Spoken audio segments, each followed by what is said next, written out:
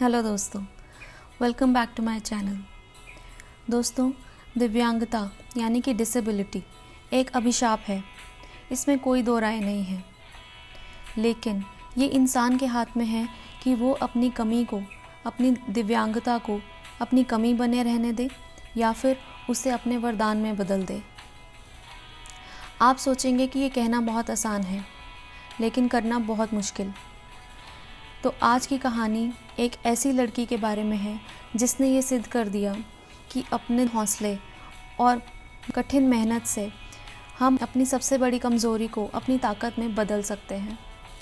ये एक सच्ची कहानी है एक ऐसी लड़की की जिसने कभी हार नहीं मानी, वो चलती ही गई। ये कहानी है अरुणिमा सिन्हा की। अरुणिमा एक नेशनल वॉलीबॉल प्लेयर रह चुकी हैं। 2011 में वो अपने एक जॉब इंटरव्यू के लिए ट्रेन में लखनऊ से दिल्ली का सफ़र कर रही थी, जब रास्ते में बरेली के पास कुछ बदमाशों ने ट्रेन के जनरल कंपार्टमेंट में लूटपाट शुरू कर दी। अरुणिमा के गले में एक सोने की चेन थी। उन बदमाशों ने वो चेन खींचने की कोशिश की। अरुणिमा ने मना किया। उसके मना करने पर उन बदमाशों ने, जो कि 4-5 लोग थे, उन्होंने उसे चलती ट्रेन से बाहर फेंक दिया। उसी समय दूसरे ट्रैक पर एक और ट्रेन आ रही थी। अरुणिमा उस ट्रेन से टकराई और नीचे गिर गई। जब दोनों ट्रेनें गुजर गई तो अरुणिमा ने अपने आप को महसूस किया।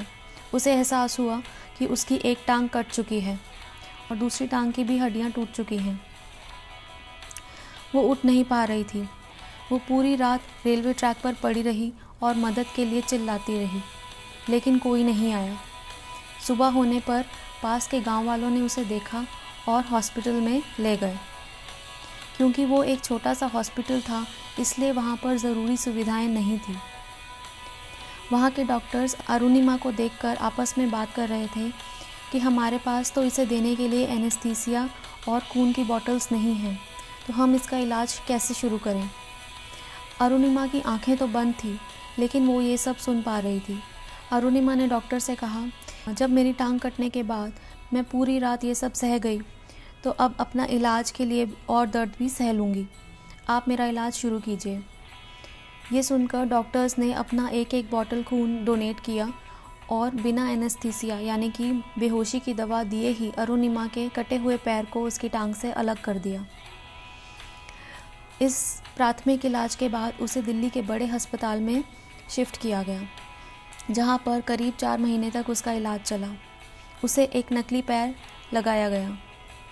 डॉक्टर्स ने कहा कि इस नकली टांग के साथ ठीक से चलने के लिए 3 से 4 साल लग जाते हैं। तब तक के लिए व्हीलचेयर या फिर बैसाखी का सहारा लेना होगा। अब सब लोग ये सोचने लगे कि अरुणिमा कभी भी कोई स्पोर्ट या वॉलीबॉल बिल्कुल खेल नहीं पाएगी, उसे ये सब छोड़ना पड़ेगा।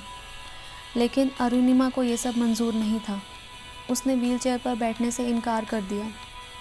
उसने हॉस्पिटल के बेड पर लेटे लेटे ही ये तय किया कि अब वो वॉलीबॉल तो क्या, दुनिया का सबसे मुश्किल स्पोर्ट माउंटेनियरिंग यानी कि पर्वतारोहण करेगी। वो माउंट एवरेस्ट पर जाएगी। जब उसने अपना ये फैसला सबको सुनाया तो सब लोग उसे कहने लगे कि क्या तुम पागल हो गई हो, ऐसा कभी नहीं हो सकता। तुम्हारा एक पैर नकली है, दूसरे में रॉड डल चुकी है और स्पाइन में भी फ्रैक्चर्स हैं। ये करना नामुमकिन है, तुम ये सब सोचना छोड़ दो। लेकिन अरुणिमा का निश्चय दृढ़ था। उसने पक्का इरादा किया था कि वो ये करके दिखाएगी। हॉस्पिटल से निकलते ही उसने अपने लक्ष्य को पाने के लिए जी तोड़ मेहनत शुरू कर दी। शुरू में उसको बहुत सी कठिनाइयों का सामना करना पड़ा। वो बहुत ही धीरे धीरे चल पाती थी, जबकि बाकी लोग उससे कोसों दूर आगे निकल जाते थे। लेकिन अपने दृढ़ हौसले से अरुणिमा ने अपने आप को इतना मजबूत किया कि धीरे धीरे वो औरों से आगे रहने लगी। जब वो एवरेस्ट चढ़ने के लिए गई तो कोई भी गाइड यानी कि शेरपा उसको साथ ले जाने के लिए राज़ी नहीं था, क्योंकि वो विकलांग थी और उनके हिसाब से वो कभी भी एवरेस्ट पर चढ़ नहीं पाएगी। उसने किसी तरह शेरपा को राज़ी किया अपने साथ जाने के लिए।